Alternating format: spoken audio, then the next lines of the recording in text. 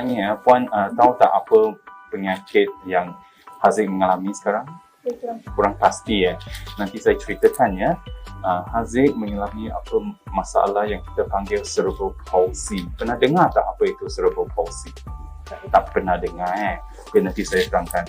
Cerebral palsy bermaksud ya terdapat kecederaan pada otak Haziq semasa dalam kandungan ya, yang menyebabkan sekarang ya pergerakan dan lain ya, masalah lain yang berlaku yang boleh menyebabkan masalah untuk berjalan, masalah lain seperti pemikiran ya, itu ialah kita panggil cerebral palsy ya, sebabkan oleh masalah otak yang menyebabkan ketidaksempurnaan pada pergerakan dan masalah otot ya.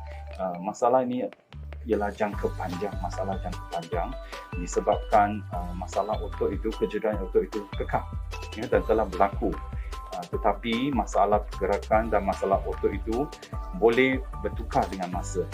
Sebab itu Haziq memerlukan ya rawatan satu kumpulan ya yang sudah terdiri daripada doktor pemulihan, fisioterapi, occupational therapy dan juga mungkin perlu memakai alat-alat untuk kaki atau tangan dia.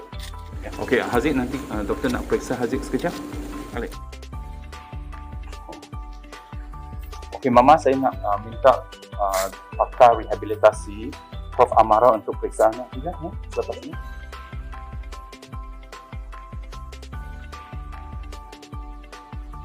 Bergerakkan kaki ni, adik.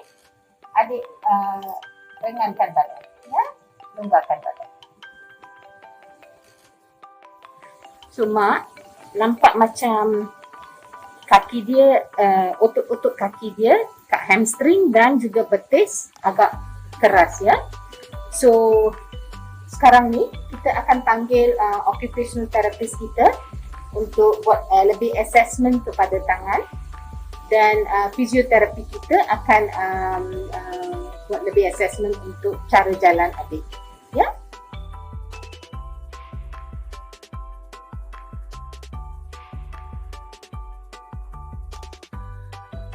Okay, Azizah, kalau macam tu, I think we need to discuss with Dr. Kamal, ya, orthopedic surgeon, tentang what surgical options are available. Okey, begitu ya. Berdasarkan pemeriksaan saya tadi, otot di bahagian kaki kiri Haziq dah ketat, terutamanya di bahagian gastrocnemius dan juga hamstring. Jadi, jika keadaan berterusan, mungkin satu pembedahan saya terpaksa lakukan. Tentu kami akan bincang dalam meeting multidisciplinary kami, dan selepas perbincangan kami akan kembali kepada Puan dan beri apa maklumat yang selanjutnya. Saya nak fikir dulu, ada tak option lain untuk anak saya? Terapi ke atau apa-apa? Okay, selamat pagi ya. Thank you for coming. Saya nak bincang mengenai rawatan pada adik Haziq ya. Beliau mengalami masalah cerebral palsy spastic yang bahagian kiri anggota dia. So, apakah rawatan yang kita perlu lakukan? Ya, Prof. His hamstring and TA, kedua-duanya agak ketat. So we will have to have some options in managing him. Is serial casting an option, Prof? Yes, Brenda. It's definitely an option, but we also have to look at compliance. What about surgery, Prof. Amara? Is that an option? Yes, definitely. Kamal, can we hear your thoughts on this? Yes, Prof. So I've examined Haziq and discussed with the mother. I've explained the surgical procedure. But at the moment, the mother is not very keen on that. In that case, we will listen to our Puan Aziza on the physiotherapy aspect. Okay, Prof. Saya tengok kaki dia memang semakin ketat, jadi kami akan bagi appointment lebih intensif untuk stretching yang lebih intensif lagi. Okay, so what about his upper limb function? Okay, untuk apa ni? Untuk left side, kita saja sekat kepada prostati orthotic untuk buat resting hand spin. Tapi untuk right side, kita akan lebih fokus kepada hand function activity lah. Macam buttoning, writing dengan bilateral hand activity.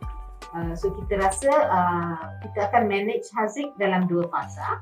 So fasa pertama, kita akan ada fisioterapi dan occupational therapy untuk kuatkan otot dia dan juga fungsi tangan dan kaki dia. Sementara tu kita akan start dia dalam trial of serial fasting, di mana kita akan letak semen untuk kaki dia dan semen ni kita akan tukar setiap minggu ya untuk 4 minggu. Dengan serial fasting, kalau ototnya masih ketat, kita akan pergi ke fasa 2 di mana kita akan bincang sekali lagi tentang Thank operation. you everyone for your valuable input this morning. I will next discuss with his mother on our next plan with Haziq.